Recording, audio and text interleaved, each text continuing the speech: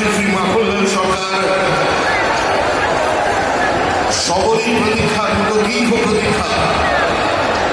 Bharat Keshari doctor Shyamaprasad Mukherjee, যিনি ভারতের সংবিধান এবং ভারতবর্ষের অখণ্ডতার জন্য এই বাংলায় জন্মগ্রহণ করে নিজের প্রাণ দিয়েছিলেন, যাকে কাশ্মীরের জেলে রহস্যজনকভাবে কার্যত খুন করা হয়েছিল, এবং তার সেই যাত্রা যিনি সহযোগী ছিলেন, সেই মাখনলাল সরকার ৯৭ বছর বয়স হয়েছে তার, তিনি আজকের দিনে আমাদের এখানে এসে উপস্থিত হয়েছে।